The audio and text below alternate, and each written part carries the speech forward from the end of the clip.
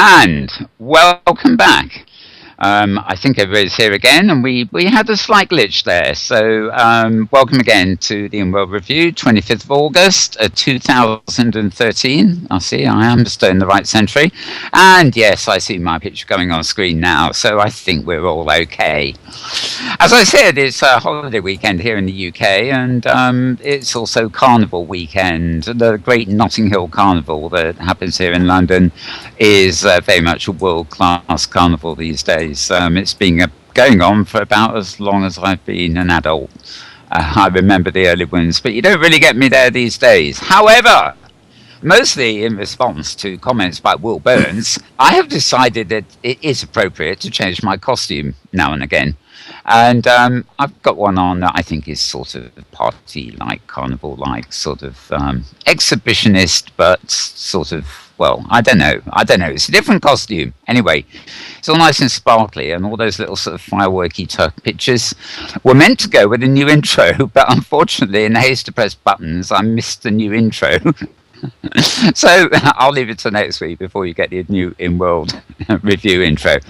Anyway, welcome to the program, and without further ado, I'm going to just quickly go through and summarize here various sort of highlights from the open metaverse, as it were, this week. There have been some quite interesting, there's no some major news here because it's a holiday period and rather quiet, at least in the Northern Hemisphere, but there have been a few interesting sort of posts. Earlier in the week, actually, it may have been yesterday, CNN posted an article called Coping with the Loss of an Online World. And this isn't about any of the actual metaverses we particularly cover here, but it's citing things like Disney's Toontown Online, which is a sort of environment for children and families to sort of work and play together and battle evil robots called cogs and growing gardens and fishing and racing cars, etc. Very Disney-esque, and it's been going for about 10 years, but it had a drop in user numbers, and Disney have basically sort of dumped it. They're focusing resources on Club Penguin, and which is still going with about 200 million users, and they're shutting down on September the 19th Toontown. Now, the reason I mention this article is not so much the news that a little Disney game is closing down, but the fact that the article is totally focused on the dependencies and things like that people in virtual worlds and the people they meet there actually come to have with one another, and the sort of emotional turmoil that can be created when a platform goes offline. So imagine we're filming here today in Second Life, for example. I have many friends and contacts in here. As many people I know in here who I know as good as friends in real life, because I know them online and they're probably at the other end of the planet. And it's sad because I don't think Second Life is going anywhere very quickly, but if it did, it actually sort of just brings home the sort of emotional connection loss that we'd actually have if it suddenly disappeared. There are other places to go, and no doubt we will sort ourselves out, but it is actually a very real sort of thing of modern times and online life, really, that we are dependent on these platforms that set themselves up for us, and even if, like Second Life here, we tend to control it ourselves in many ways in terms of what we create and what we do, but they're volatile. They could disappear, and we all know what would happen if somebody pulled the plug on the web. The whole of the modern life will fall apart. But just on particular things like virtual platforms, it's something to be aware of. So a rather nice article there, a pertinent article from CNN, if you want to look that up. As far as the open sims are concerned, many of you probably know of Maria Konralov's Hypergrid Business blog. She also has a sort of annex site called Hyperia, which is a good guide to open sims and places and where to go. But well, I say but, when my browser decides to work again and change tabs, I do actually have a new link for you. It's actually called Grid Search. Unfortunately, my browser has hung on me and doesn't want to change tabs. We'll see what happens. Basically, it's a nicely sort of little design, sort of simple inline page that you could, if you own a grid, for example, you could put on your splash page, or you could put it on a prim in World, and it sort of offers people teleport destinations to different grids. And clearly my browser's not in the mood for behaving itself here, which has also messed up all my other links. So I'll just see what I can see here. Right, I'm going to discuss this slightly a bit later on, especially if the browser comes back. Relay for Life, of course, big event all year round in Second Life, really. We're in a sort of slight lull season at the moment, but oddly enough, another grid called Inworld, spelled with a Z, which is very popular, very similar to Second Life, smaller, and with a much higher focus on use by creatives, rather than a sort of massive general shopping population. They are actually holding their own Relay for Life weekend at the moment. It started yesterday and is continuing today, and we'll probably have a few more words about that as we go along. Now, here's the good news. My browser is still got a wheelie going on, but it's no longer grey. It's sort of stabilized. Let me see what we're going to get. Okay, one I can talk about without the link up is a couple of weeks ago, we showed a clip that Pathfinder Leicester at the top of the show had created. When we were talking about the up-and-coming OpenSim Community Convention, we also got into a discussion about the new Singularity Viewer, which, in fact, I've been using the alpha of that, and very fine it is too for OpenSim work. One thing that Pathfinder rapidly discovered is that the export functionality in Singularity allows you to actually export collada files, prims. So, well, not prims, but basically what it does is, let's say you create a cone and a circle and a little square base and link all three prims together to make a little vase or something. You can then export that object as a collada file, which is basically mesh. And when you export it, it becomes a mesh file on your hard drive. And this is very useful if you've got, you can only do it with stuff you've only created yourself, by the way, and so therefore in some way that you can use Singularity for Second Life. So if you've got a completely original creation you've built in Second Life that is all yours, textures included, you can actually export that using the Singularity Viewer and save a copy on your hard drive. But where this really comes into its own, of course, is on OpenSim, where you can export your own creations willy-nilly and you can import stuff very easily. But something I actually found out this week, which I think is actually a real difference with this technique, is that let's say you've created an object and textured it and whatever, and it's say something like 25 prims. When you export this to your hard drive as a mesh and then re-import it back into your virtual world, it's probably only something like 3 prims, yet it looks identical to the one you exported because you exported it from that particular world. Now, you can imagine people in somewhere like Second Life making massive buildings, that are maybe up to 100 prims or something like that, and all linked together, all their own work, and then they can actually export that before they sell it, and then re-import it as a mesh, and with a substantially less cost in terms of land. It's what I'm talking about here, by the way. I'm getting some questions in chat about this. It's the Singularity Viewer. It's a viewer that is currently probably slightly better than Imprudence, which used to be my preferred viewer for OpenSim. Like most OpenSim viewers, however, it can also be used with Second Life. Obviously, it's functionality is limited in Second Life to Linden Labs terms of service, but you can certainly use it to come into Second Life, and it seems that if you built something that is wholly your own, and that means every single part of it is your own, then you can take something built with Prims and save it to your hard disk as a mesh and re-import it as a mesh. That will be a substantially lower land impact or Prim cost. So that was very good news indeed. I took Pathfinder up on the novelty at first, but when I realized that the savings of exporting and re-importing as mesh, I suddenly thought, oh, this is in play. I can see it in play almost immediately. So great stuff there. And of course, it's a tool, it's a methodology that is equally good for OpenSim and to some extent Second Life too. So nice one from the Singularity viewer there.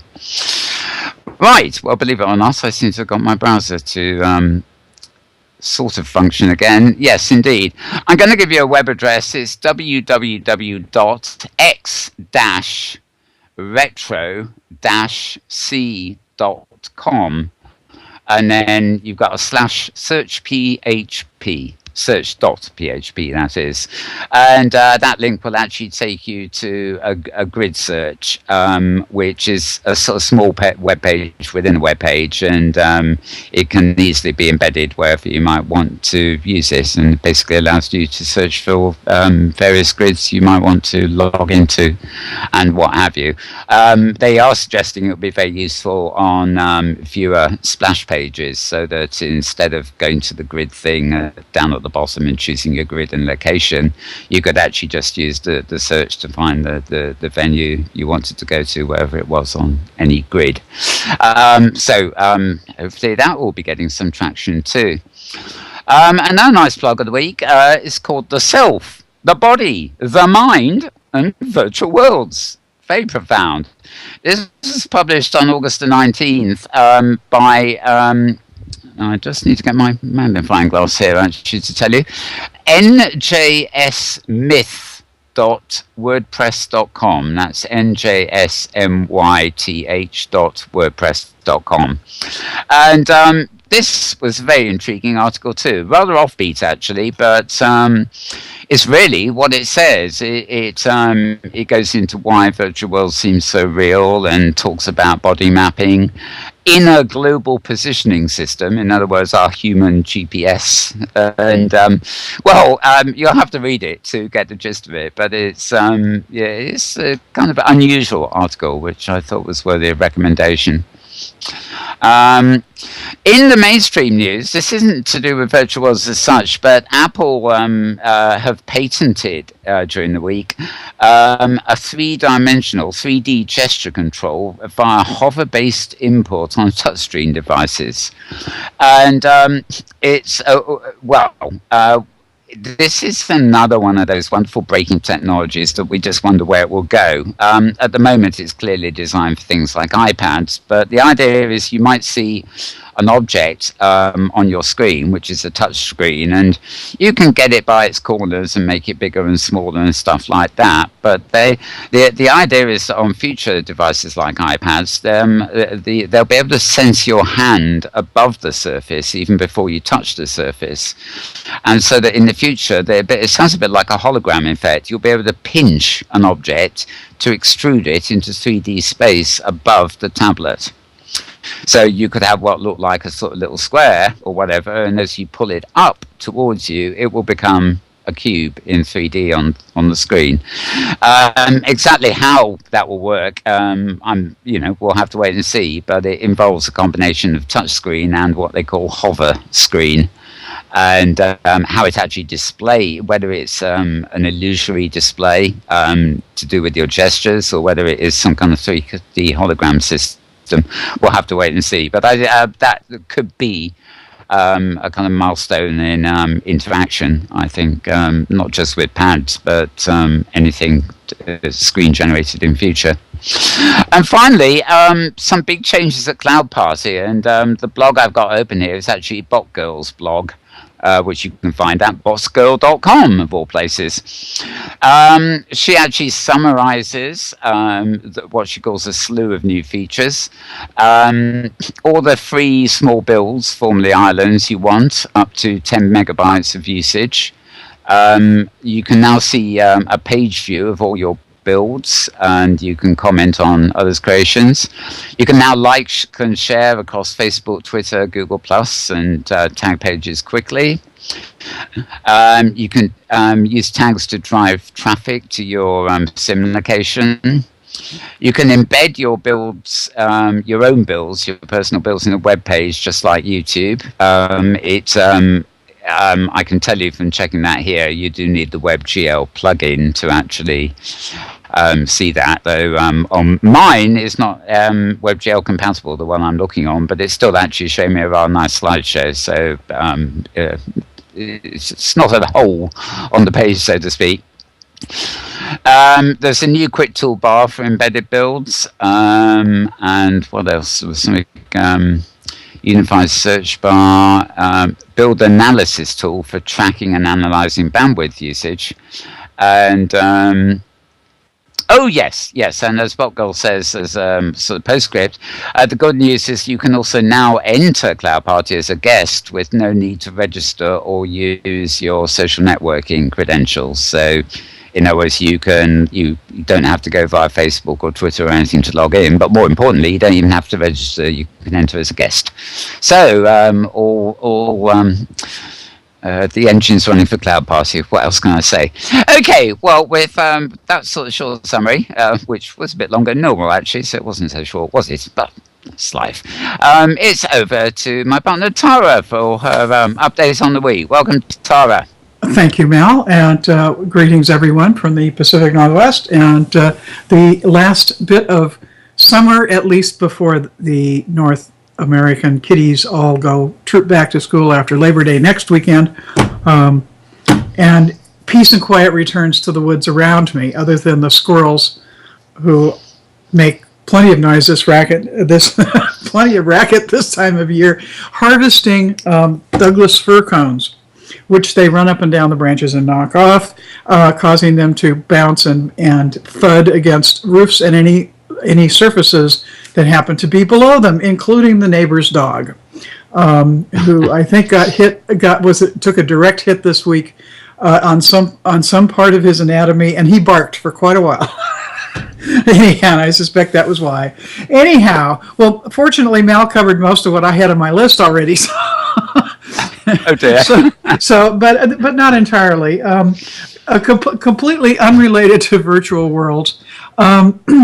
This item caused me to chuckle today. AdBlock is the company behind the AdBlock Chrome extension to block out internet advertising. Is doing a crowdfunding initiative, and guess what? They're doing a crowdfunding initiative for, to raise a minimum of $25,000 for an advertising campaign of its own. The twist on that one just cracked me up. Anyway, it's going to be a 30-day push to finance their promotional campaign using the very medium that it restricts. So watch for that if you want to go support him. It's at Kickstarter. Let's see. There was one of the big gamers or event sorts of things here in the last week or so, where the Oculus Rift folks were demoing the Oculus Rift, and some folks from the NextWeb website, which is one of the geeky news sources, managed to buttonhole the founders, the luminaries of Oculus Rift, for a little interview. And what particularly caught my attention was a very pithy little quote here. The question was, what would your dream game be for Rift, to the creators of it? And Palmer Luckey said, it's hard to say what the ultimate thing would be, but I think it would be some kind of massively multiplayer online game that allowed people to interact with each other online the same way they interact in real life. Heard that before somewhere. Now, doesn't that sound awfully familiar, like something we've been doing for the last how many years? Yeah.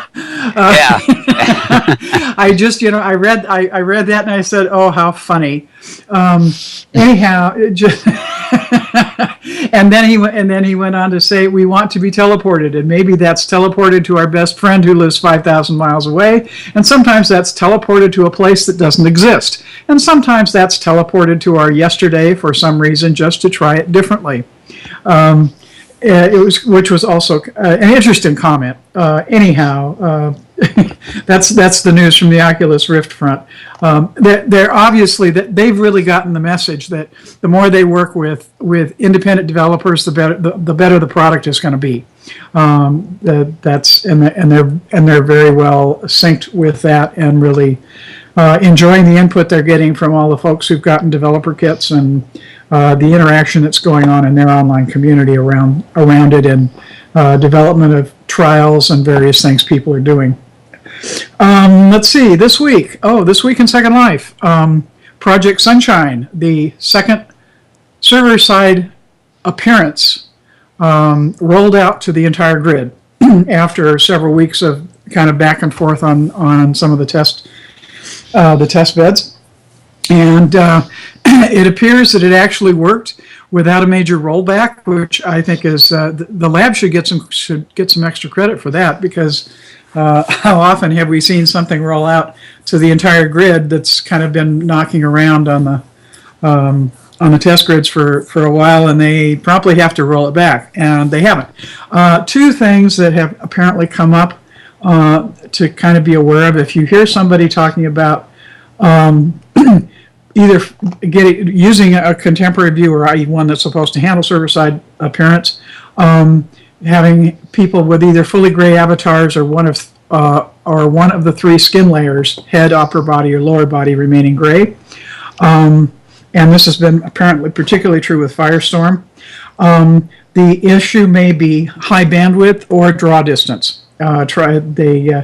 The experience seems to be that people who are using extreme draw distance settings, that's one of the things. So drop your bandwidth requirements, drop your draw distance a bit, and probably will improve or fix it.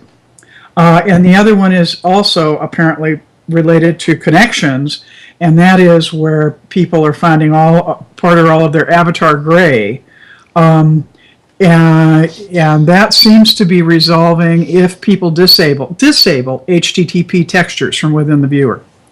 They're not sure what's causing it. Some of the thinking is it may be something in the network path that's playing up and not behaving, or SS servers being hit with too many HTTP connections, which now include avatar baking. Anyway, so if you're encountering either of those are some things to try that will probably resolve it. Let's see. You covered Cloud Party quite nicely. I can ignore that one. Sorry about that. That's okay. That's fine. I don't mind at all.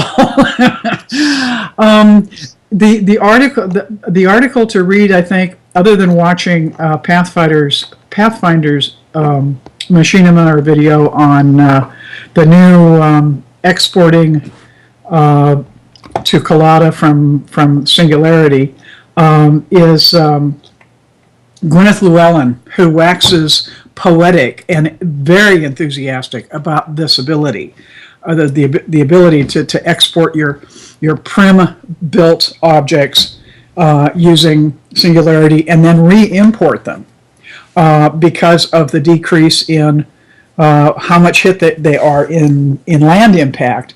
And she raises the very salient point of, she says, Linden Lab has not kept secret their plan to slowly force tortured prims and sculptees to have an increased land impact to reflect the number of polygons they actually use. And obviously meshes reduce that number of polygons significantly, which is why meshes done right have a very low land impact. But that's a good reason to kind of, I think, poke at that. And she also said it's seamless, it's really easy, and it's not one of those headbangers to figure out how to make it work. If I can interrupt briefly, Sure. we've got Lady Mona in the Inworld audience here, and apparently the new version, and again it came out this week, of Kokuro also has disability as well. So great news. Wonderful, wonderful. Then the one thing Gwyneth did mention is that when you use this, you're getting your object, not your texture. Apparently, that's a possibility down the road that textures will also be included, but as part of the export. But right now, it's not. But assuming it's something you built yourself, it will also assume you've got the texture or textures that made it happen, and so you've already got control of those. So, anyway, I think that sounds like the other advantage of this is it gives you something that you can work with offline in one of the various 3D creation tools. And it's also something that those who are already familiar with those and already work with those may well be able to take advantage of using that in combination in order to then further refine the polygon requirements of the exported object to optimize it. Anyway, I think good stuff, and definitely worth looking at further. Let's see. One more item. Yes, one more item. No, two more items. As of at least a few days ago, those of you who are interested in Burn 2, which is the community-run successor to Burning Life, which was Second Life's homage to Burning Man, which was the place where Philip Linden had the original inspiration for Second Life. Anyway, Burn 2, there's still some plots available. One thing I wasn't aware of, they set a little price tag on plots depending upon size in Linden's. It's not a bank breaker, I don't think. Starting at 3,000 Lindens for a 512 square meters. Anyway, they've still got some space left. It runs from October 19th through the 27th. And they've got a vendor system located at the Inworld region, which is Burning Man Deep Hole, all 4 words. And my last item, one of the things that's come up periodically is the business of massive open online courses known as MOOCs. I'm still getting my mind wrapped around that acronym. Anyway, I ran across an interesting one today called The Future of Storytelling. Starts on October 25th.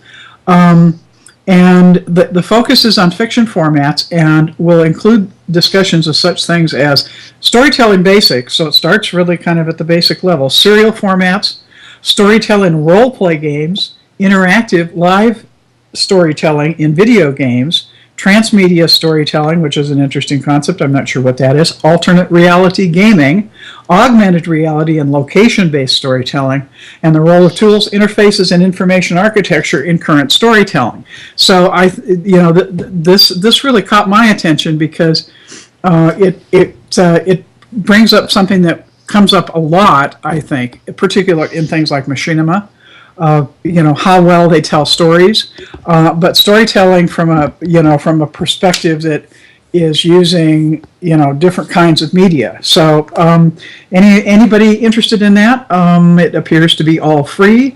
You can get the particulars. Yes, it's oh phooey. Somewhere I have it in here. I know it. Yeah, it's around here somewhere. Feeling. Yeah, well, they're using Facebook for registration, and that's where part of it's being done. But it's through iversity.org, which is based in Germany.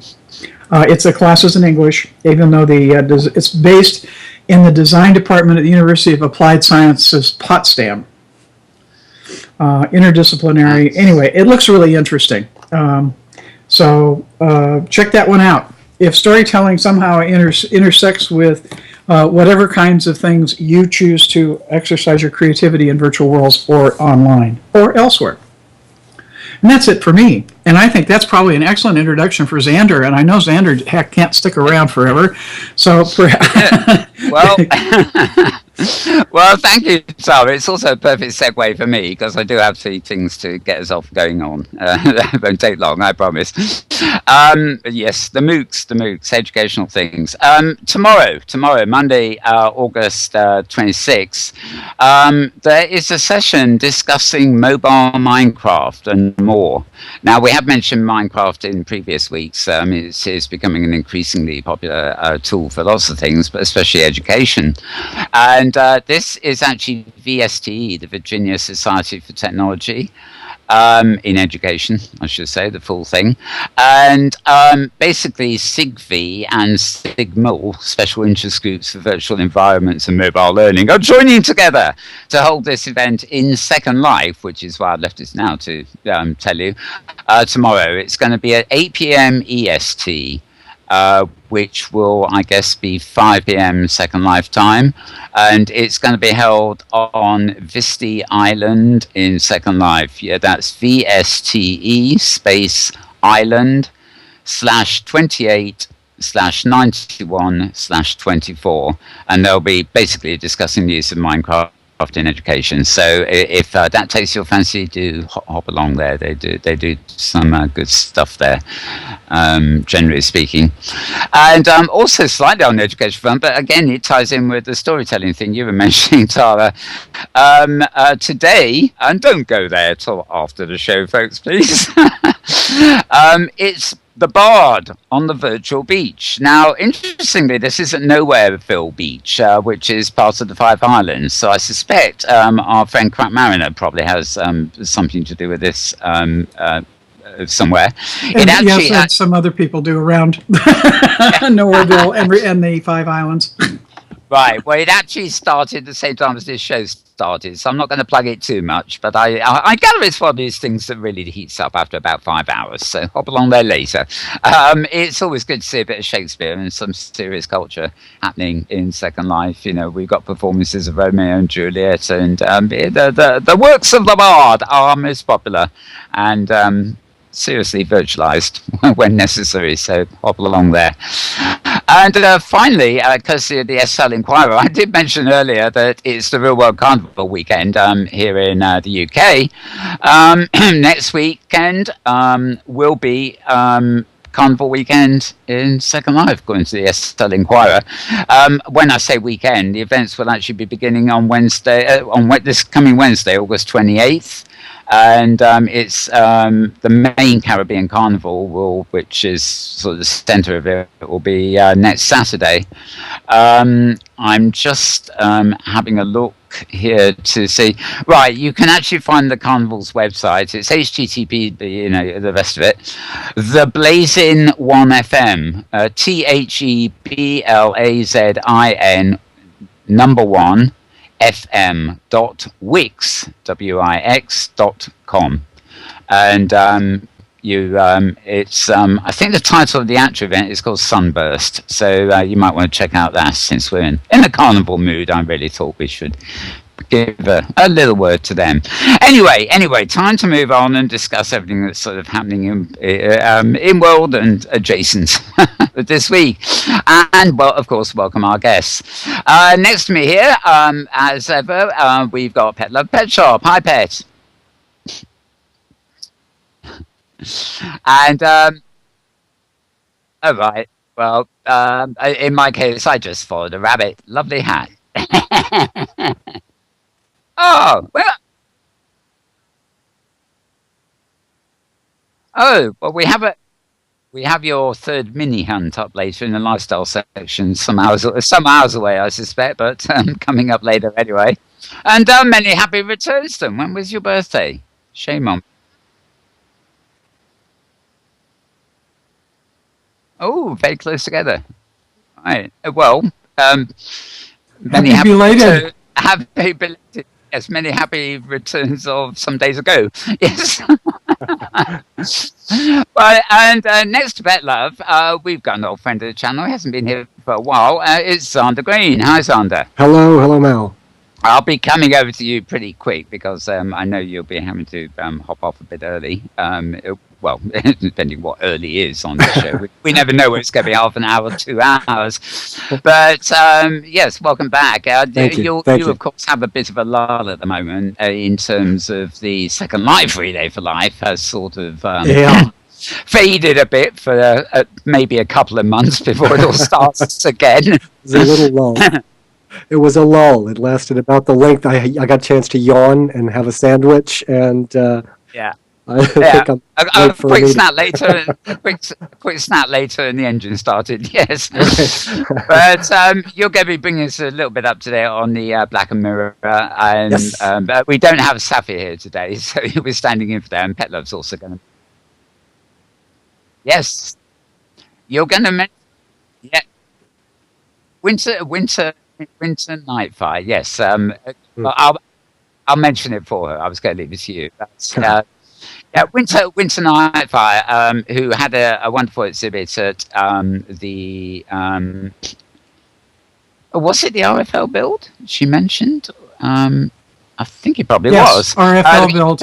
Because Pin Perfect is actually doing 3 weeks, the first 3 weeks of their new season. Tomorrow will be his second week, and it's all a look back at the best of RFL, really. And they're featuring Winter Nightfire's build, but they're also featuring her, the artist, with a lot of other stuff too. So it sounds like a really exciting show. So we promised Safir we will mention that. And she actually can't be here because she is deep in storyboarding, believe it or not, for the Black Mirror.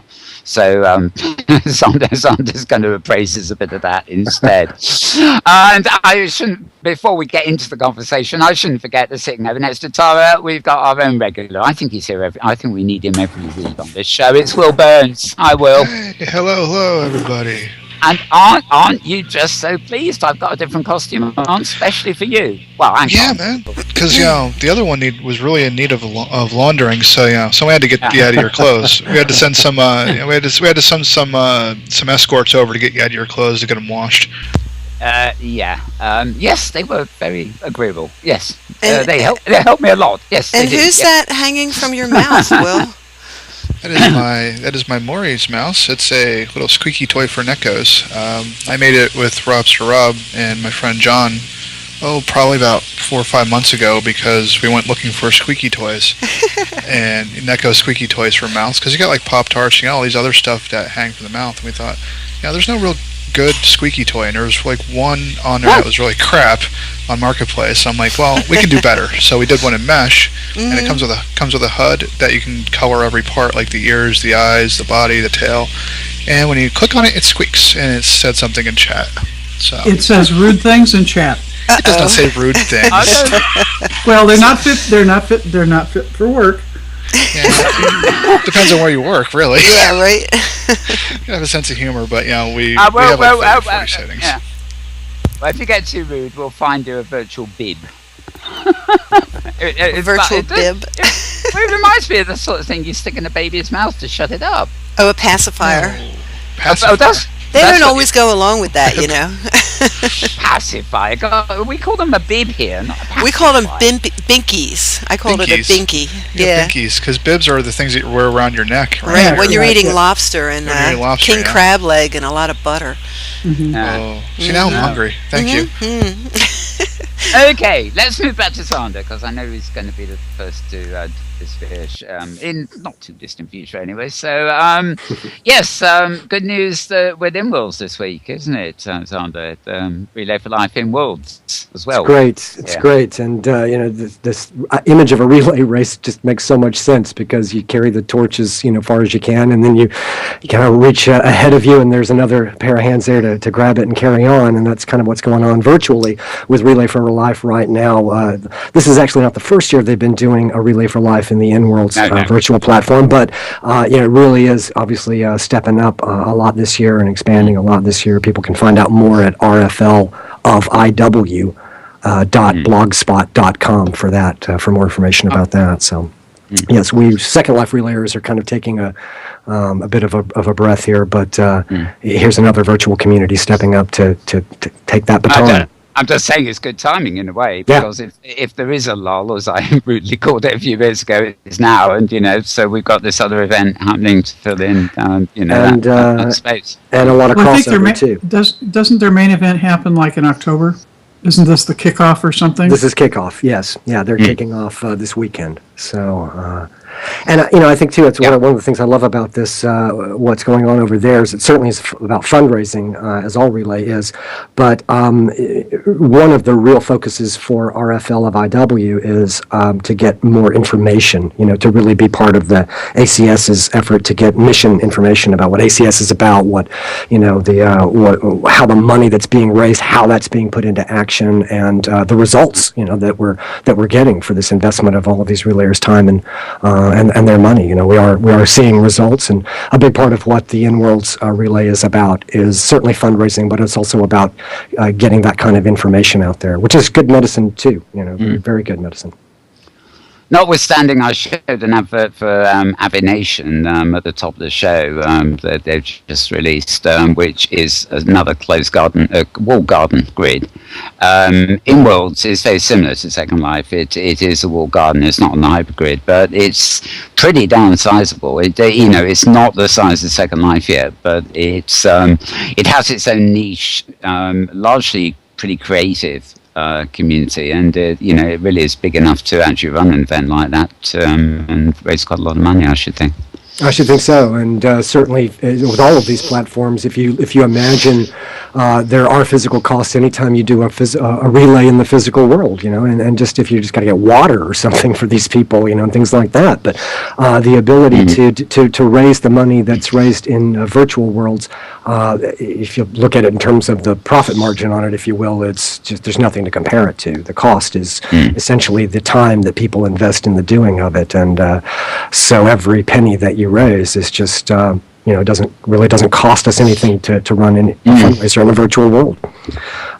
So all that money that sponsorships provide and all of that, it just really does all go into the into the right place. And the lab has been very generous, and I think all of these virtual platforms, the administrations, the governments of them, if you will, are looking at this and really realizing this is a good thing for us. It's a good thing for the whole platform for people to be able to come in here and find a way to make use of this that clearly benefits people in their organic and their physical lives. And it's not just a game, and it's not just cheap at-home entertainment. It's a place where we can come together and just thinking about you mentioned the CNN article, which I'd caught yesterday myself, and while it's not about Second Life, it seems like maybe the media is starting to twig to the fact that there's an interesting story happening here, and not just husband leaves wife for virtual girlfriend. It seems like the only story anybody wants to tell. But there are a lot of the mainstream media, I think, is starting to get hip to the fact that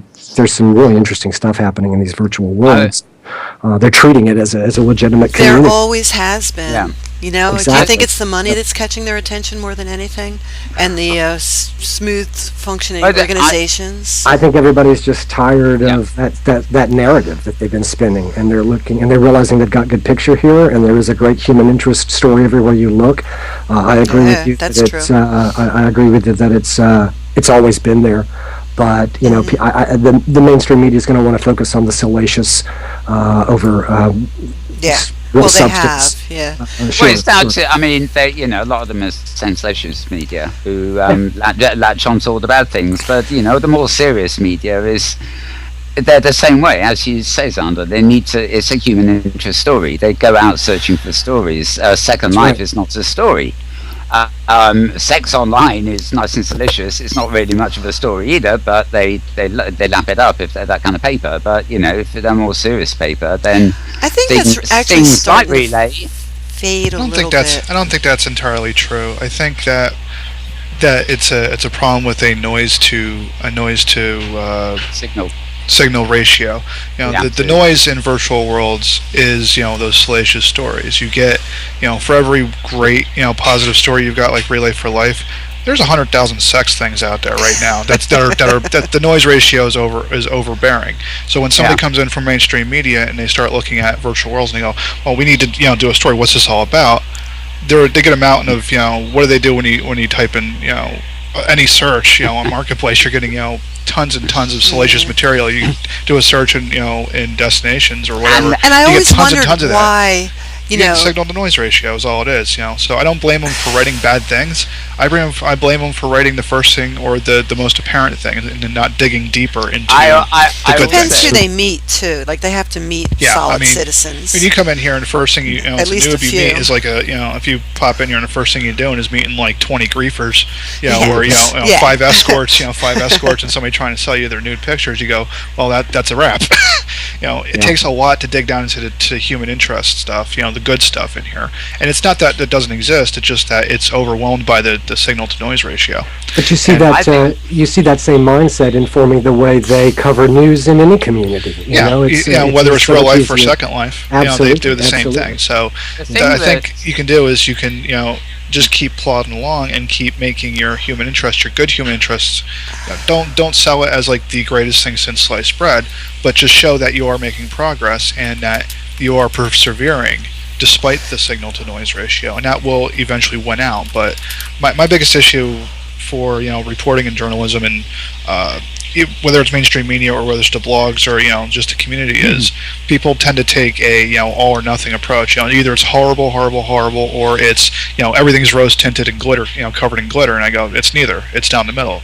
What you need to do is look at the good things and then acknowledge the bad things are here, but say, so what? So the internet's full of porn too, so you don't see us, ragging on it all the time. That's right. Yeah, it says TV, says everything. It says publishing. The internet is for the old adage, the internet is for porn, but you don't see us all ragging on it. We see the good things too as well. We see the Kickstarter campaigns. We see the great things that come out of it. So I think it's a matter of taking a balanced view of it. When I write stuff in my blog, I get people go, oh, he's abrasive. Well, not really. I'm just really pragmatic, and that seems abrasive to people who are wearing the rose-colored glasses, or people who want to go all out and say this is the worst thing ever. And I go, kind of. And they go, well, you're supposed to be on board with this. You're supposed to be, the guy who's banging everything. Generalize, yeah. Will, you're supposed to be the guy that's supposed to be down on everything. And I go, not really. I'm just telling you a pragmatic view. I say this is where it's going to be. I don't think it's totally evil or totally bad. I just think that not wrong with pointing out the bad as long as you're pointing out good as well. I think what we need is more journalists actually breaching the portals that were coming in here and discovering, because especially my Google searches, that I get RSS feeds every day of these so-called salacious stories, and I'll find some local newspaper somewhere has just published a big expose, which is actually a syndicated article that was published somewhere else 6 months ago and published somewhere else 6 months before that, and I get the impression there's just a lot of lazy journalists out there who think, oh, it's a quiet day, can I find something sensational to on the syndication? They'll just take it and say, a lot of programming has fallen. We'll take the press release and just spit it out as is. But a lot of it, I think, my issue, not really an issue, but I think a lot of it comes down to is a misinterpretation of what virtual worlds are. A perfect example is what you were talking about earlier with Disney, and whatever the hell it is that they're doing going down. That's a story on its own, just because of the connection to virtual worlds and your emotional and personal investment time into it. That's one level of it, but my issue is that what you're talking about really was a game. It's a game. They kind of lump it all together. When you look at K0 data reports, you look at the huge universe map of age groups and demographics and everything, all these different virtual worlds that they call virtual worlds. They lump games in there, and I cringe when I see that. I go, World of Warcraft does 40 million. I'm like, it's a game. There's a difference. I think that particular article I just thought did sum up quite a few things that apply equally to virtual worlds as they do to games. The emphasis in that article was the fact that it was for children, that world, but they mentioned others, and the fact that they're communities of parents and children together, and sometimes it's become like online families, and if somebody pulls the plug, then it destroys the family. I mean, it comes around with virtual, and virtual worlds in general. I've seen it happen where, when there.com went down the first time, they totally canceled the service. People were losing their jibs over it. They're like, oh my God, busting this out, blah, blah, and have all these, virtual worlds refugees coming to different, virtual worlds coming from there.com, and we had the same thing with. A couple of virtual worlds that stemmed from active worlds back in the day. They were shutting down. There's exodus of oh my God, what am I going to do with my friends? And then people went to Second Life, and that question still remains. As long as a single company runs it all, that question remains. Your stuff is there, and you exist in a virtual environment so long as they approve of it, as long as they want it around. But if they flip the switch tomorrow, it's gone. Well, yeah, okay, but if I can get an elbow in here for the moment, the business of communities, though, is not necessarily about your ownership of stuff, as it is, that's an obvious issue in a virtual environment such as Second Life, OpenSim, places where you can build things. But the issue of a lost online community predates virtual environments. Oh yeah, completely. Absolutely. Absolutely. You go back to MUDs and stuff. You go back to MUDs. Yeah. Oh yes. Stuff like that.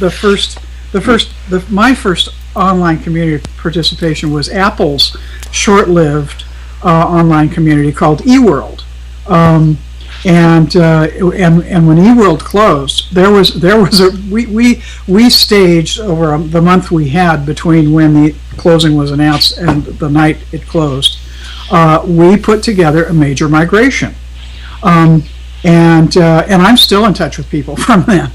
Oh yeah. So the community aspect is a long-standing problem. You're right. It's an emotional kind of breakage. That was my. So we should plan a fallback then. Let's set up. Everybody needs a fallback. Some kind of fallback. Yeah. My fallback actually goes for like 8 or 9 different worlds. So like if Second Life goes around, I got accounts in like 20 different worlds. So I'll just show up somewhere else. Well, actually, this is almost a good advert for OpenSim because they, the hypergrid is an entity, but that includes a lot of different platform hosting. So if one segment goes, there's a contiguous world there that you can just continue in. You might have to make your home grid a different grid or something, but you can, sort of carry on. So there's, a lot of advantages in that open system. I do like that decentralized methodology. I do give them props for that one because while it does have its ups and downs and things disappear and come back or isn't quite on the same page, that decentralization really makes it a hardened system because it does flow. It does have an organic methodology. So it's not likely that the whole exact hypergrid is going to disappear in one shot. Well, exactly. Yeah, good news. Well, talking media, let's just quickly focus on television. Like the talking head you see talking at you right now, Avatar, blabbering. Well, I'm wondering if Zander has something to say about the upcoming Black and Mirror season. Yes, exactly. That's my segue. That's what I'm getting into. I was actually going to start with, I was just going to ask Pet what was going on, because I do have a mini Happy Hunting, which will be shown much later on in the show. Anything else in the words there, Pet? You know what? Just the Black and Mirror. Just the Black and Mirror. Okay, let's hand it back to Zander then, as Tara said. What's the news? You, of course, are one of the principal actors in the Black and Mirror. But of course, you know what's going on behind the scenes. Maybe even more than Safia, right? She's probably too involved. No, Safia knows what's going on. Don't worry. How's the new season going? I mean, I gather it's up the ante a bit. Far more actors, extras, people involved in production and stuff. So it must be a rather exciting time.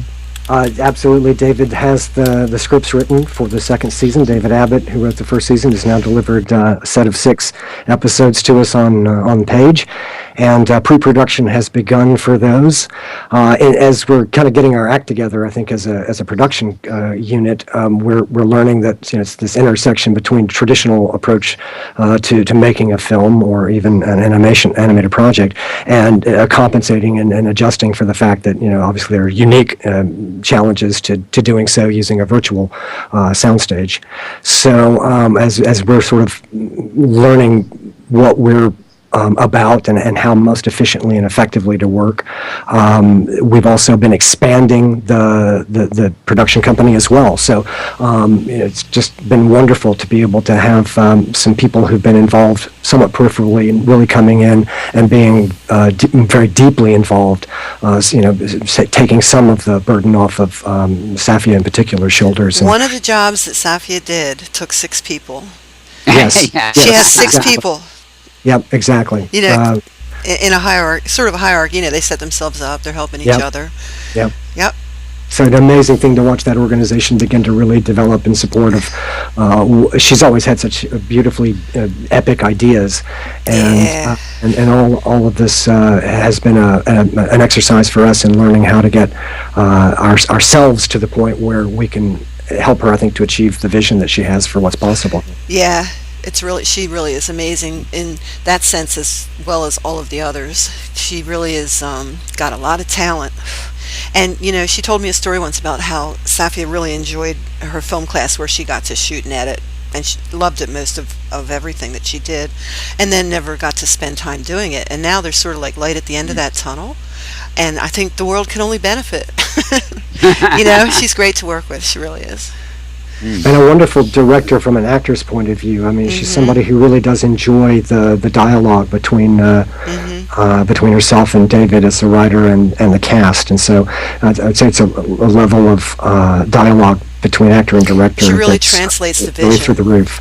She translates the vision, then adds her own beauty to it, as well. And between the group, it's really an amazing thing to watch happen. That's one of the good things that happens in Second Life that could be highlighted.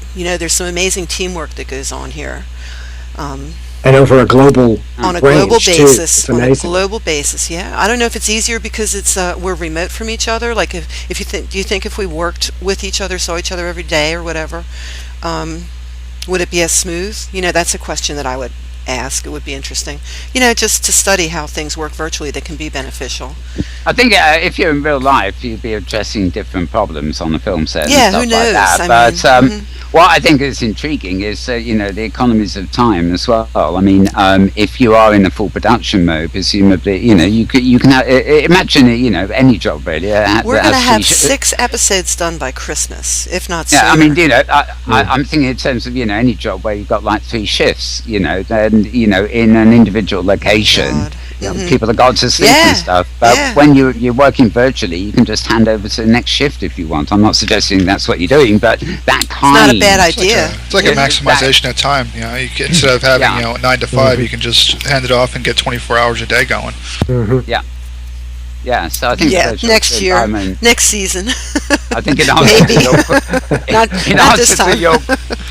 24 hours a day. This production company's going. We're putting out episodes once a day, every day.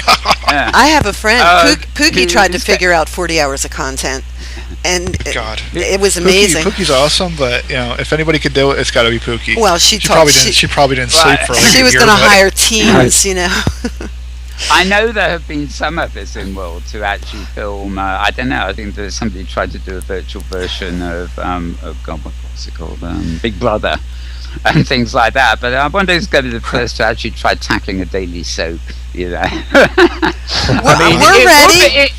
It would be easier to do in Second Life. It would be easier to do in Second Life. Kit Guardian already did a trailer trash soap. And it was great. And Dudes at Metaverse TV had done the Housewives of Beaver Ridge, which is hilarious. Like particles through the mesh hourglass. So are the days of our Second Life. Write that down. Now, it's actually it's 2 things. La Passian is in the TV channel chat and said, I didn't even know Safia did film editing. But of course, she's trained in it, but that's the point. She hasn't been doing much of it, so she is hoping to do so. She has new machines, new software, and wants to do a lot more of that. So, but talking of lab, actually, we some weeks, months ago, I think we were due to have a lady called Melissa, whose second name I forget, on the show. She had actually inherited the mantle of organising the 48-hour Machinima project, in fact, from Chantal Harvey. And I was talking to La Passian earlier, and we will be doing it one way or another again. Be collaborating on the award ceremony? Is that what you're saying? I gather I'm co-hosting, and also I'll sort of man the live stream channel if we're on too. But I'm happy to say Lap and hopefully Melissa will be coming on the show next week. Super. To tell us a little more about it. So that's yet another. Well, actually, it's a multi-machinima project because the basically. you have to form teams, and you literally have a Saturday and a Sunday to do everything from finding locations and scripting according to various rules, which you don't know to the last minute. And actually, by Sunday night, you've actually got to produce the final edit and get it uploaded. So it's no easy task to take part in that. Well, I was involved in a team about 3 years ago that did a submission, and it was really great fun. It was really great fun. That sort of deadline urgency really made it, and it's a different kind of experience. And but it was hard work too, getting it done in that period of time, and sort of, all the trials en route. Can you imagine, being told to do an entire episode of Black Mirror in 48 hours? Sorry, it make it just a little bit extra work, wouldn't it? It would be a little different. That would be an interesting challenge, though. Like a mini TBM. A little aside. That's where we can use those robot scenes, Zander. Yeah. Of you and Ash looking at each other 100 times. Talking of the literary things, I did mention just before we got into the conversation that it's happening right now. Actually, the Bard on the beach. Yes, event. I want to see that. This, I hope you try and hop over there. A lot of people I talk to, especially and work with on the media front here, are big on Shakespeare. I suppose it's no surprise. But we've had that Romeo and Juliet event in here.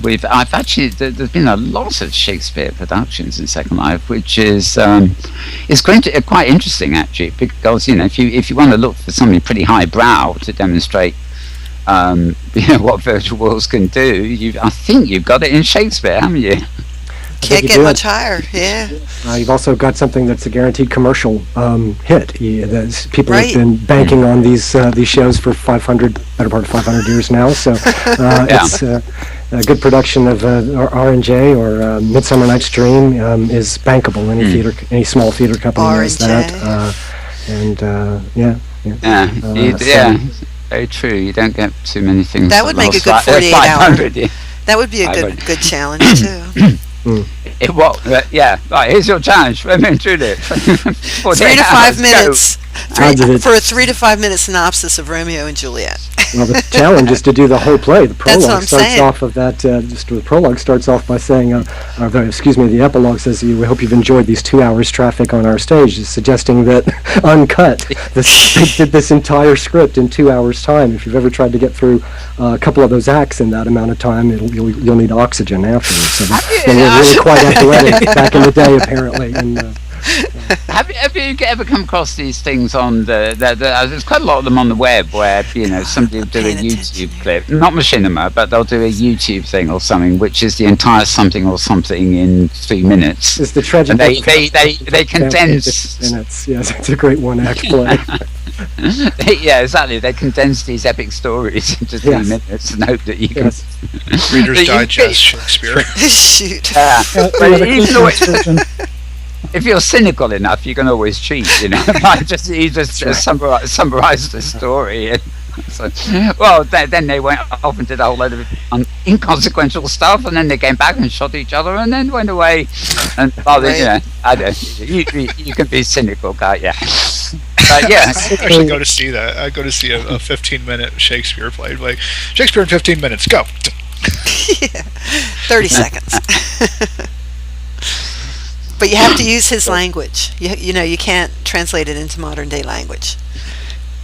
Yeah, you just pull pithy quotes from 6 different plays. That would be cool. Weave them together. Shakespeare's love sonnets, all of them. 30 seconds, go. Yeah, Speed Spear. Says, yeah. Is that like spilled beating at Raglan? They're like talking so fast that you have to slow down the video and get to be able to hear it right. Talk about needing oxygen. You gotta get the Micro Machines guy to say it. One thought that occurred to me thinking about your comments about how many 16 people that are now doing doing Safia's job, what Safia was doing, right? 26. And there's an aspect of this that I think sometimes gets forgotten, and that is that these are largely, if not 100%, volunteer done. Oh, yeah. these aren't, unlike a studio production of a movie. There's not somebody who's bankrolling it. It's not that we don't want money. I'm not saying. I'm not saying. If anybody, wants to give us some money, that would be all right. It's not. It's not that people don't want to be paid or that people want to do I'm this only volunteers. kidding. But yeah, you're But right. There's as soon as you have something that somebody else is bankrolling, like a movie, then I think it really affects what people will do or not do. Because instead of going for the creative joy of it, or the creative challenge of it, it's who's footing the bill, and do they like it? Do they think it's going to make money at the box office? Right. And there's so much stuff that I think never sees the light of day because people think, well, if nobody's willing to pay for it, I can't put a team together.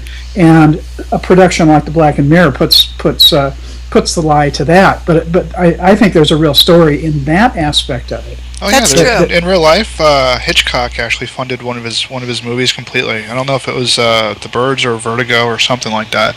One of them, the studio refused to even touch, and he had the script. He said, "Oh, this is a brilliant script. I can do it." And they went, "No, we're not going to give you the money." And he just went, "I'll just fund it myself and do it." And he did, and it became one of the greatest movies of all time.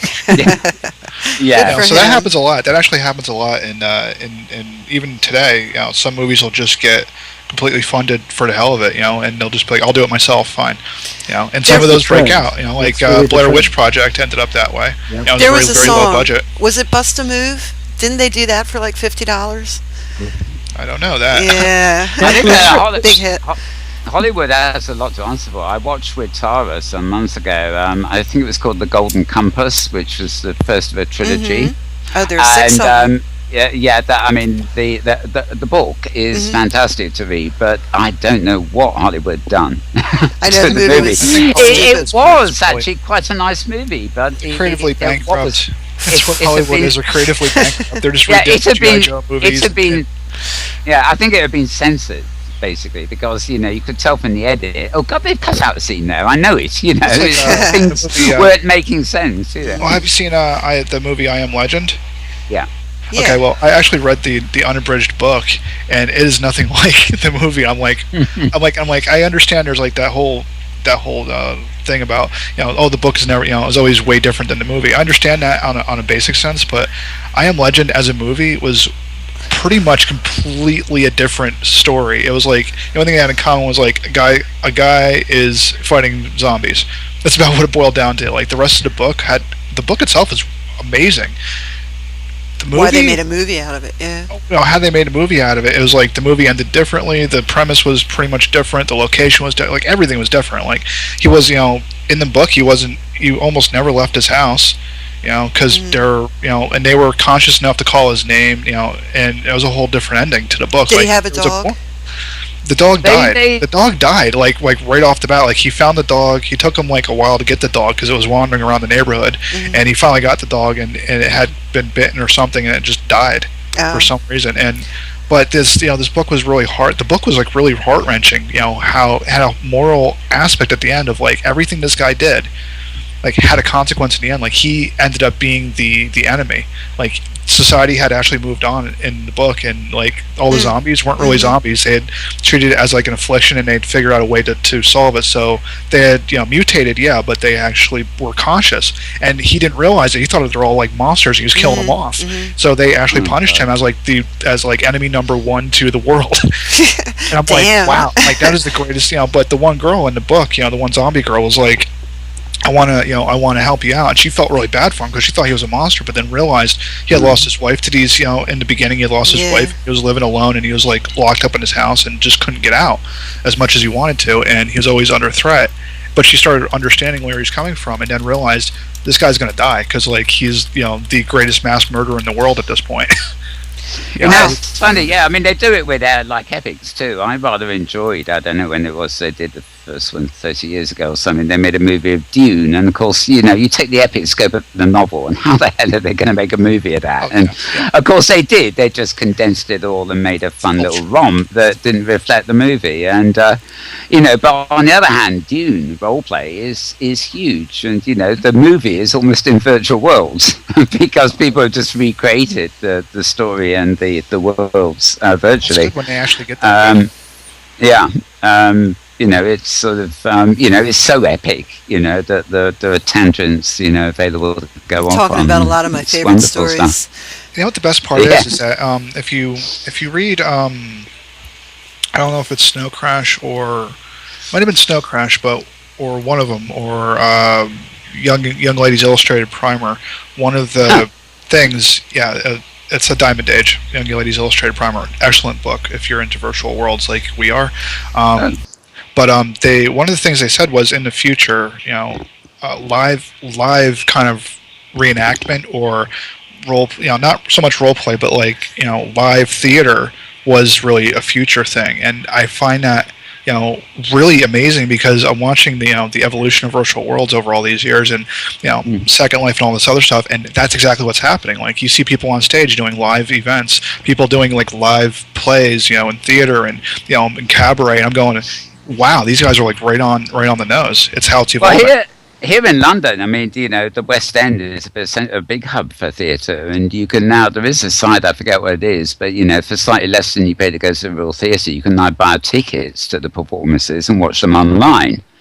And, that's just, a video, subscribing to the theatre the same way you watch a movie on TV or online. But I think it is indicative. I think it's indicative of a path to the future, because if the delivery system becomes online, then how far then the jump to virtual recreations and virtual events is so much less. So ironically, though, and this is what keeps me thinking on like a hypothetical. Ironically, in a world of digital, everything's like digital. You can just download music by the ton. You get like 100,000, more music than we've ever owned when we were younger, and records, on our pocket at this point. Well, what I'm thinking is that the future is really going to be an authenticity push. Like, yes, you can have your digital versions of it, but I think the real value added is going to be that the reason why vinyl is coming back the way it is. Like people are collecting vinyl, and people are listening, doing the physical kind of things now, like the experience, the VH1 kind of storytellers concerts where there's like 100 people are invited. That sort of thing is where it's going to be in the future. Like that's going to be the moneymaker. And I think going forward, stuff like the digital downloads are going to be like the promo. It's going to just it's going to be so diluted in value that it's going to be treated like it's promo. Like you can have the whole album on MP3. It is. It already is. It's just that they need to catch up to it. They just need to catch up to it and actually treat it like it's a promo, and just give out the whole album and say, here, it's you can have it in this, but if you want to support us, come out to the concert, come out and get the merchandise, get the hard physical stuff with the liners and the notes and all this, all the artwork and stuff, and the real fans will do that and support it, and that's where the real money's going to be, in authenticity. That's already happening. It is. That's been happening that way for 10 years. Oh yeah, 10 years. But they're the big record companies and the big music labels in Hollywood, they don't see it that way. They'll give you like a ultraviolet disc. It says you can have if you buy the physical disc, we'll give you a digital download too. And that's a whole different bag of rocks. They're kind of still got it backwards with the ultraviolet lockers and all that other stuff. And I'm waiting for it to just be universally across the board, and they say the digital versions are the promos. Give it away. Well, no, I totally agree. I've never bought an MP3 in my life. I mean, it's of no more value to me than listening to the radio and hearing what's available. But would I will buy a CD. Like would I buy a CD, or would I buy an actual album? Yeah. Oh God, yes. If I had an album in front of me, I would be like, I'd buy it right now. It's a physical item, it has a liners, it's some type of authentic experience there. You can't hold an MP3. It's an intangible concept. More to the point. Not only is it not worth paying money for, but if you do pay money for it, you don't own it. It's owned by Apple, or the you're not allowed to give it away to anybody when you die. It's not yours. It's not, and they're Yeah, like putting tangible frigging limits on an intangible concept of an item that exists in bits and rearrangement, and that's kind of the wrong way of thinking. I think if it's going to give away digital, then just give it away and unlock it and let it go, and just write it off. It's not so much a sales loss, and this is what I've kind of learned over the years. It's not really a sales loss; it's a marketing gain. If you rebalance the books as yes, I took it as a loss. It's one less sale, but then it balances on the other side as a marketing gain. That's a marketing dollar you spent then. Treat it as a marketing dollar instead, and boom, if you're spending millions and millions of dollars to market something, then don't give away the MP3s and write that off as marketing dollars. You're going to spend that money anyway. Write it off.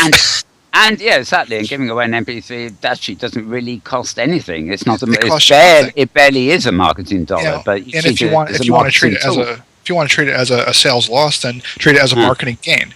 Treat it as a market. Every dollar you lose, that you say you lose, quote, big old air quotes, giant air quotes from the future, write it on the other side of the books as marketing and treat it as a marketing dollar, because you're going to spend, they're spending that millions of dollars for promotion anyway. Just treat it as a marketing dollar. Give away the MP3 and then say, and if you like the album that much, you will eventually buy the album, or you'll buy the CD, or you'll go to the concerts. You will make fans of people, make it up in bulk. You'll make up the money tenfold. I think when it comes to new creation and digital creations, there's a sort of divide here. I mean, I've been, I know from my early days doing, the Week in Review and stuff like that, some of the old machinima clips we used to show were nothing more than sort of, avatars with animations on and some DJ soundtrack playing or something like that. But I've recently become more interested in some of the dance machinima we get, because it's becoming very advanced. They're filming with motion capture devices and things like that, so the choreography and movement is much more serious, like it will be on the real world stage. And it fascinates me that in the future, virtual live events, could be that sophisticated. Maybe they have no real world replica. The dancers will be in a studio somewhere with mocap suits or something. But bunch of cameras. The end result, however, will only ever really be online, and of course that to me would have a value. It would be interesting having a live concert like that, and then just having a bunch of Kinect type cameras, high powered Kinect cameras pointing at the stage, and then just broadcast virtual versions all over the place without them having to wear suits. Just have that's how you drive the avatars and stuff in a place like Second Life. Just run it through that way and have it motion capture it on the spot. And now I think about it, of course, we could do some Shakespeare machinima set virtually in a virtual recreation of history rather than a modernised adaptation. That kind of thing. Mal Burns, I could come over there and shuffle your hair for that one. That's awesome. Brilliant idea. Zander's gone very quiet. I suspect he's maybe dying to dash off, or multitasking or snoozing, one or the other. Just fascinated by this conversation. As somebody who's come up in theater and film and television, this whole conversation about storytelling, it just you have my undivided attention. Suffice to say, this entire conversation. That's nice. I'm even on the. If you ask Mal, I'm on the side also of advanced augmented reality. So my goal in life. This is, by the way, Mal, I am now kind of allowed to talk about what I do. I found a compromise. I found a compromise with them. So, that was the last blog post I did where I found a compromise. They told me what I am allowed and not allowed to say. So, anyway, I've been doing stuff involving the space glasses thing. Not exactly, I'm working with the AR side, but building a platform to make that spatialized. Essentially, just imagine Second Life in real life, where you can start building stuff all over the world, freeform. Yeah. It's kind of like going in that advanced AR set. So my thought in that aspect of the theater and stuff would be the greatest example I've used in boardrooms at this point. Talking to people about what this is supposed to be able to do, and it seems simple to me. If you put a book like Alice in Wonderland on the table, the eyeglasses can actually see that book and recognize it visually. The minute it use that real world object to unlock the actual app, that would in turn put Alice in Wonderland all around you. Just make a virtual version for you to walk through for real, like walking around the living room or whatever, or a classroom. Yeah. And that's immersive storytelling to me. Like, not even just not sitting there and having it read to you by like a character, but actually having Wonderland appear all around you, and then you can walk around and talk to the rabbit and stuff like that. So you're working on the software to do this, or software backend, the software backend, and also the storage medium, which is an entirely different medium. We decided not to use one-to-one storage or cloud storage. We went like one step beyond cloud storage, which I've been kind of like talking a lot to NASA about getting their heads around it, like how this actually works and why. It's a different concept altogether, like how to store everything without actually storing everything. So yes, a contradiction in terms of myself. It's just generally multi-use data is all it is. It just tells everything gets split up and brought down to a basic premise, and then you can just reconstruct everything like how the thingy in Star Trek. I can't remember it offhand. The thing that makes the food. The thing that makes the replicator. Yeah. It's essentially a data version of a replicator. It works roughly the same way. Like, it knows it doesn't store your coffee. It stores all the base components, and then when you ask for coffee, it just takes the signature and knows how to reconstruct it based off of pre-existing data. So you don't have to store everything, but you can get everything out of it.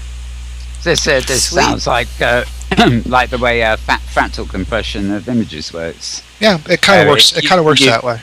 You have the basics and you just regrow it.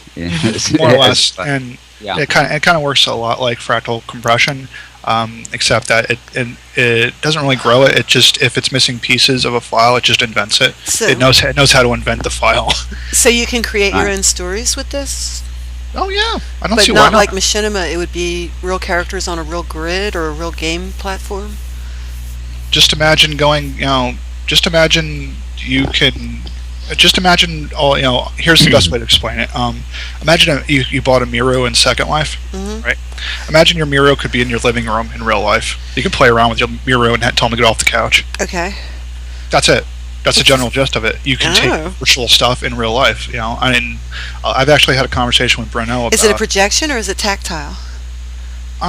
Sorry if that's a dumb question, but I gotta know. It's not a projection. It's on the glasses, so it's an augmented reality headset. I see. Okay. So what happens is it has a camera built into it. Space glasses have that Kinect kind of camera in it, so it knows where your hand is. So you can actually interact with virtual objects.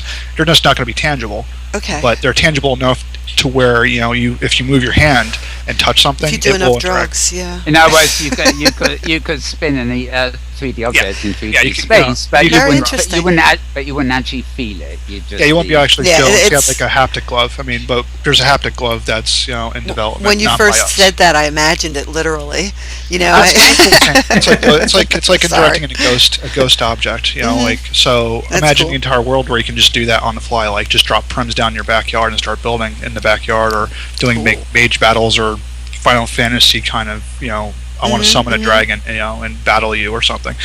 Just really everything across the board. It's just essentially figuring out a way to grid the real world. So you'll sell like the Holo Suite along with this, right? There's no Holo Suite. It's the real world. I was kidding. I'm quite even better. Because when we opened the show and Tara was doing her intro, she mentioned the interview with the Oculus Rift people, and of course we talked about Oculus Rift and most predominantly the weight of it and the fact that things it's missing so far.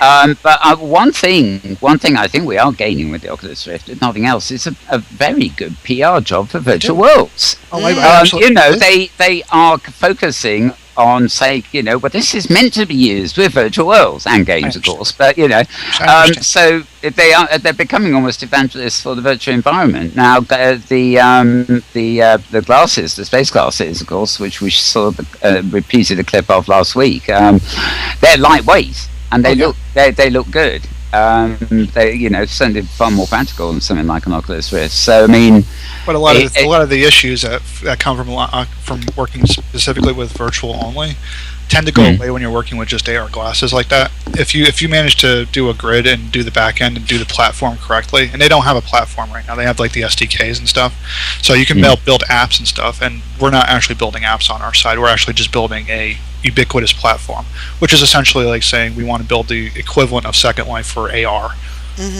But because I have that research paper, I have to kind of eat my own dog food, and I have to actually go through and I actually have to use my own damn solutions, and I am. I am. So, Be selling modules, yeah. I can't really, I hope the dog food's I can't sit there and say I Notice- can't do this. I Notice have he to didn't actually say follow cat the rules. food. Well, cat food. I have to eat my own cat food. But the idea is that Wait, where's the cat? Where's we're the cat? trying to do it that way.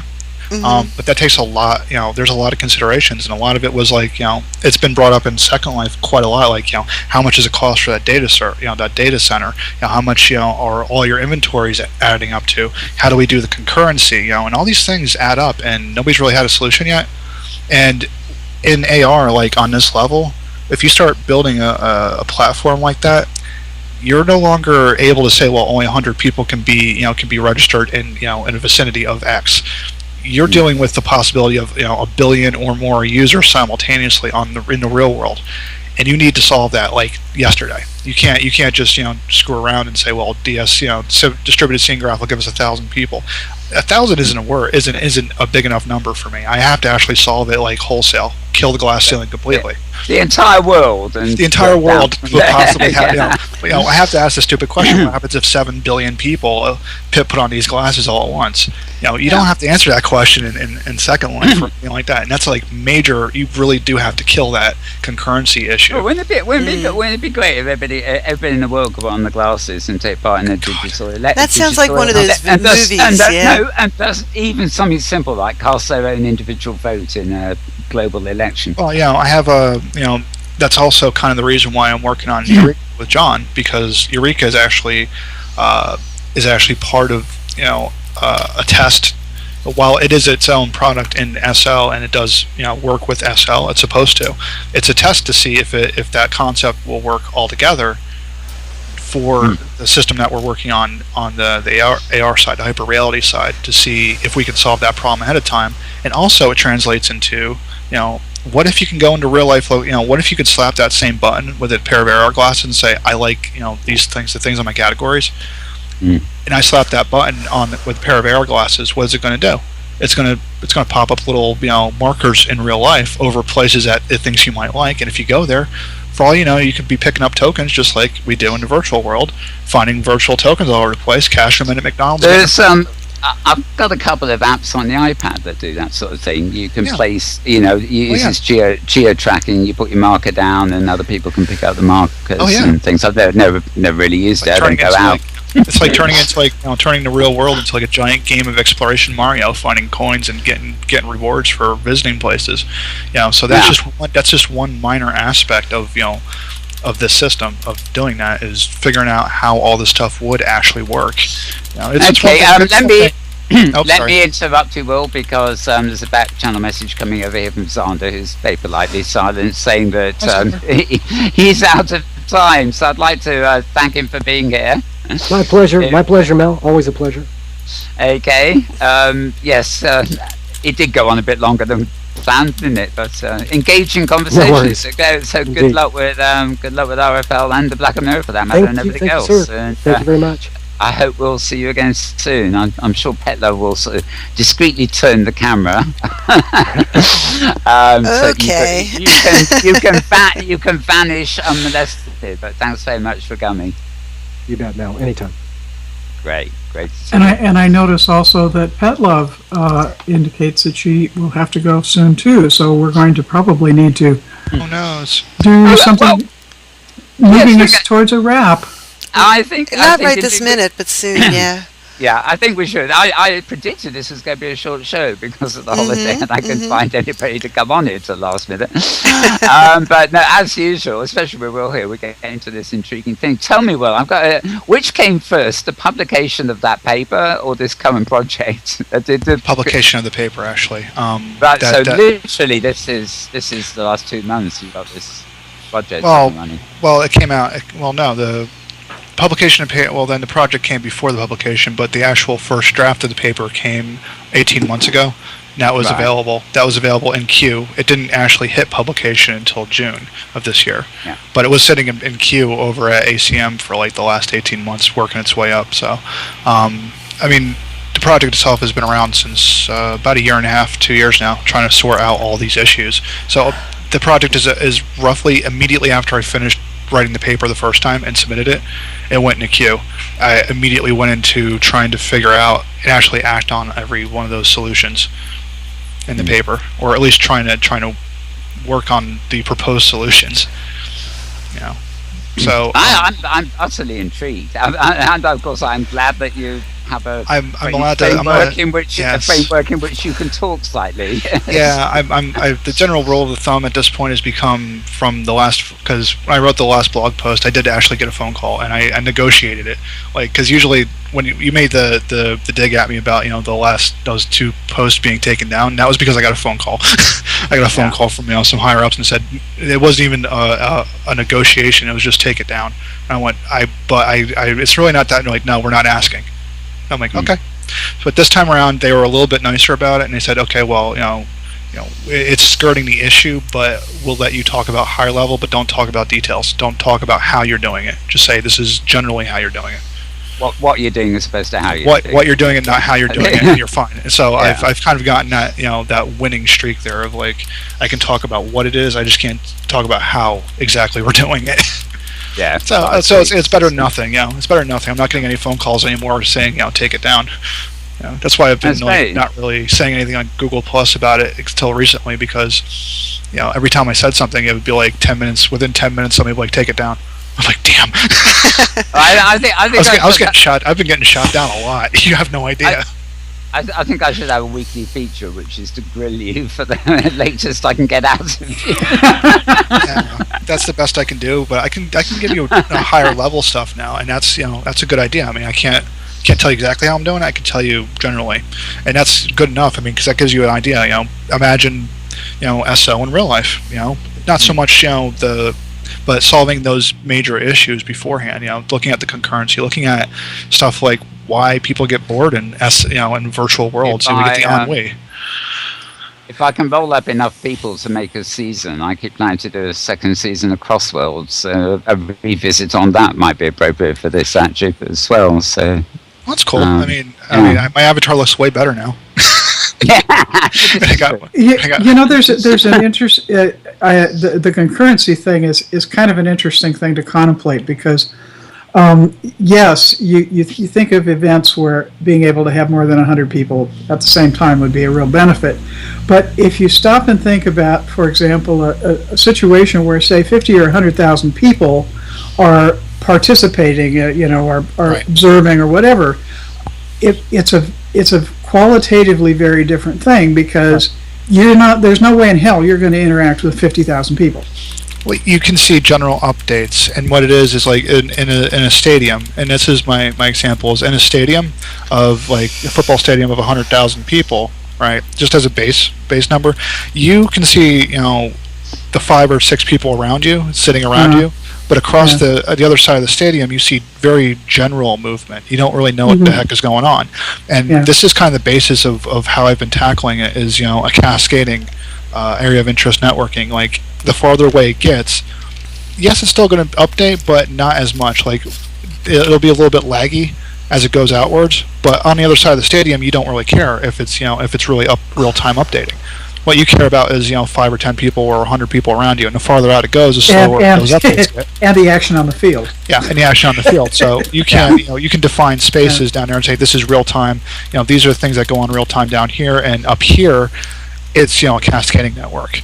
But that cascading network also works backwards to help us with the storage system too. So it's all good. Well, I can tell you one thing: if people put the space glasses on, and everybody on the planet puts the space glasses on to convene, I don't think we want audio. I think you want audio, but I think you want. I'm with Mal on that one. You know what I mean? Yeah, local. Yeah. I mean, you're not going to be, you're not going to be like, superhuman hearing up in somebody's apartment, or you don't want to hear what everybody else is doing all at the same time. But in the same way, audio can be limited in a layer. In that way, you could just be like, no, I don't want audio, or turn this out, or just tune into just layer here. Well, the distance. I mean, bit like Second Life is now. The distance. Distance. Distance and binaural audio is the other thing I'm looking at too. With there's actually a back end that handles it in real time. I'm very happy with that because now you don't just do left and right panning or lower volume or higher volume like SL would do. You actually do 3-dimensional audio, which is really awesome. Yeah, I love it. I love it. So I'm like, yes, somebody finally cracked it. There's an algorithm for that, and I'm kind of like hooking up with him to get a hold of him and go, hey, we want to use the back end. He's like, well, yeah, but you have to include me on the project. I'm like, okay. Like, I want binaural. I'm like, Twist my arm. I'm like, you twist my arm, dude. I'm like, oh, come on in. I'm like, you're the expert on this. You managed to do it. I'm okay. So I like binaural audio. I have to actually eat my own cat food. So I am. I mean, I'm happily eating my cat food because these are really hard problems I put in that paper. And I love hey, more power to you. I totally love that idea. You write something and then just have to spend the rest of your life making it happen. Yeah. Well, I mean, a lot of it comes down to every time I talk, like University of Illinois or something, they're like, well, you wrote the paper. I'm like, son of a. Like, if anybody knows, well. I'm like, son of a. Fine, I'll go figure it out. Well, it's kind of like your life plan for the next 30 years. That's a good thing to have. Yeah, I'm okay it's with a good that. thing to focus on. Yes, that's these fun. are things that would be useful for everybody, so I don't really mind it. It'll have tons of applications. The things that will shoot off of this, I mean, it'll help people with disabilities in ways that you won't foresee at this moment. Oh, yeah. You know what I mean? Yeah. There's just an enormous number of benefits from anything. I think in the grand scheme of things, right now, I actually did think of the disabilities thing too, like people who aren't in a position to be like running around in real life. Right. I thought about this and went, well, the way the glasses work now is that they're kind of conducive to not being disabled. However, if you had a mixed mode system, and I've actually put some really interesting thought into this the last couple of weeks because it was brought up in a meeting, was in disabled mode you'd actually have like a full virtual reality, but what if the virtual reality was a scanned version of real life and they were just telepresencing themselves as an avatar into real life, and the people who were around in real life with the AR glasses saw the avatars running around too. And I said to myself, my God, that is brilliant. Like totally mixed mode application, like people who can telepresence themselves via avatar into real life with people with the glasses. And I'm like, that's brilliant. Like, well, how do you move? And they're like, well, how do you move when you're bedbound? And I went, oh crap. I went, well, you'll have different systems designed for different types of disabilities, or somebody will do it. Yeah. Well, then I thought, myself, I'm like, well, it's pretty. I'm like, well, that's actually pretty easy. You can just use the upcoming emotive, whatever that technology. The new emotive headset, which is super lightweight. And I'm like, bingo. You don't have to move. You can just telepresence from the couch. We're good. Well, yeah, exactly. You can send it's technology to send your movement by thought almost. Yeah. We take care of a lot of stuff there. Yeah. So I'm happy. Now we do this in Second Life. And then you're just left with that nagging problem of latency. Latency is not really an issue. That's right. Will has conquered that. You've conquered latency? Yeah, latency isn't actually an issue because of cascaded networking. It, like I said, it doesn't. You don't need to. You're not sending it to a main server anywhere. You're sending it to like nearest 5 or 10 people on a system as a peer network. So you got really close people nodes. The nodes are very close, so you're not sending it like across to California or across the world. You're sending your nodes for reproduction are really close. Okay, but let's take another application here, and that is being able to use it to create a telepresence in a meeting at distance. For example, if I were able to be a telepresence at meetings in my workplace office in the UK, from where I live 5,000 miles away, right? Latency is an issue. Latency is an issue, but that's a hardware backbone. That's backbone. That's you can't get over how fast somebody's internet connection is. You can tell them it would be nice to have a good internet connection, but if you don't, it'll degrade gracefully. It's not going to be like 10 minutes later. It's not going to be like 10 minutes later the hand's going to fly out of nowhere. So there's always going to be latency because you can't really control the back end. But what you can do is you can give a basic requirement and say anything past this, it's going to degrade. Anything lower than this, we have our specifications for Second Life too. Anything lower than certain computer, and don't expect us to work well, type of thing. Yeah, but I suppose you get. I suppose you have you can have a system maybe where latency the degrading is in the resolution rather than the delivery speed.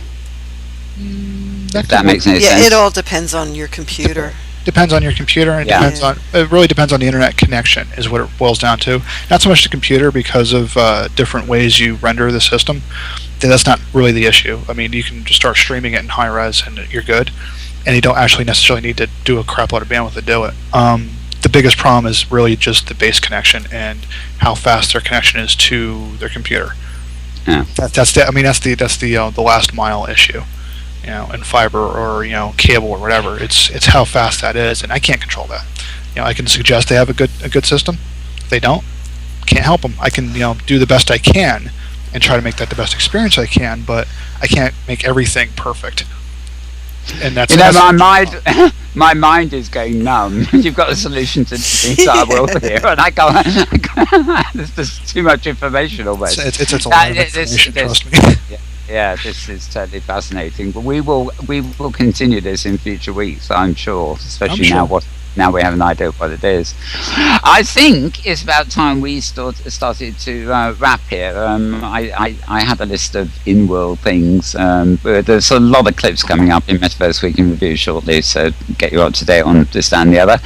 I did have one final. I don't want to. We haven't got time for a big discussion on this actually, but I did have one final thing to mention that came up from my list of the week, and the address I'm going to give you is an address called shoppingcartdisco.com. That's shoppingcart, C-A-R-T, disco, or one word.com. And they have a section called Digital Life, so you'll find this article there. This is one of those feeds I actually get in sort of fashionista feeds, and I skim the surface of most of these things very, very quickly indeed and don't pick up on much. But I was intrigued by this one, and the headline reads, SL resident writes about real experience with eating disorders in response to Flickr images. And the summary at the top of the page says, Second Life resident Lucy Bluebird shares her real story dealing with an eating disorder in response to a Flickr group called Second Life Anorexia that contained images that were supposed to bring awareness regarding anorexia but felt more like thinspo images. And this woman, since the age of 15, has actually, it seems, been in rather a bad way, not only with eating disorders but in psychiatric hospitals and things. And it raises some very interesting points about this is almost reminds me of watching real world television, where you see adverts and the models are all the body shape of the moment. And they encourage girls to go on diets so they don't need to go on, and things like this. And the suggestion here actually is that all these pictures that are getting endlessly sent out from Second Life to places like Flickr are actually really distorting the real body image, and also therefore having a sort of psychological effect on the way people perceive themselves. So I thought that was very interesting. So if you want to check that one out at Second Life, shoppingcartdisco.com/digital life dash, and this was published on Friday, so you can find a link there. In fact, I think you can find Lucy Bluebird .wordpress.com. That's Lucy, Lucie, Bluebird, or one word, .wordpress.com. That is also the sort of source article that the woman in question wrote. So one of those two will get you there. But interesting read. Maybe we'll talk about that in a future sort of thing in a future show. Anyway, it is time to wrap. Our wonderful camera today has, as always, been Petlove Petshop. Has been on the seat here talking to me at the same time, and she has to run very shortly. So wrap up is certainly the order of the day. Thank you very much for being here, Pet. You're very welcome. It was a pleasure. And also to Will. Thank you for being here again, Will. I hope you're going to join us every. Yeah, I try. I got a lot of stuff juggling, but I try to make it as much as possible. So thank you for having me. I consider you pretty much resident these days. So thanks for being here. And do remember to catch Designing Worlds tomorrow in Savvy's absence. So yes, a round up, Tara. And thank you as well, Will, for bringing your mouse along. I like my mousey toy. Although you've of course taken things in life in your own virtual hands here with 2 kitties in close proximity to your mouse. I did not. It's a kitty toy. They can have a kitty toy if they want. That's my secret. I'm actually the Prince of Yarnia, man. I got that on my back as a tattoo. It's a secret. Shh. I thought you were thanking him for bringing his mouth along, and then I suddenly realised they're the same thing. For next week, I'm just going to send my mouth, and the rest of me is going to be somewhere else. It'll be disembodied. Oh, wonderful stuff. Did you have any closing remarks, Tara? No, that was it. Other than that, I love your rabbit hat. Thank you so much. It was a really wonderful gift. I said I'll never take it off. I probably can't do that, but it is fun. Actually, I will tell everybody a little secret here, which actually made me really smile a few minutes ago, and that is that at some point in the proceedings today, Petlove obviously took a photograph of herself and has managed to put it up as her Skype picture. And did you see me catch the call that dropped within the minute that it dropped? That's even better. Yeah. That's some skill right there. It was. Yeah. Mm-hmm. Anyway, thank you, Mal.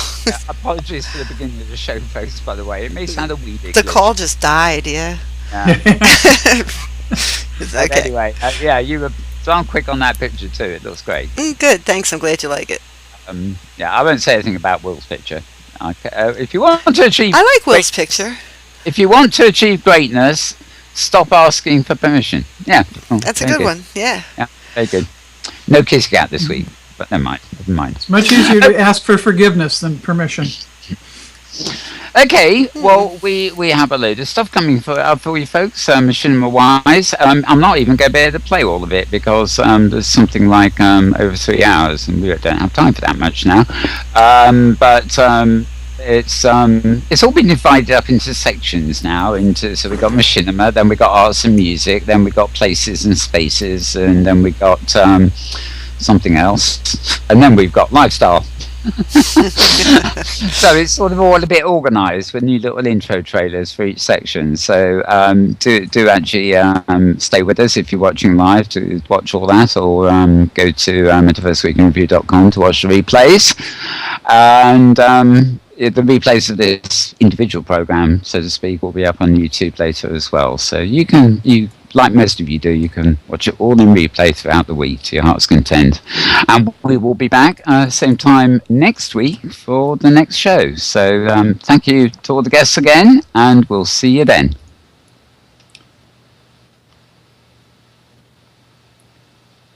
For the next show. So thank you to all the guests again, and we'll see you then.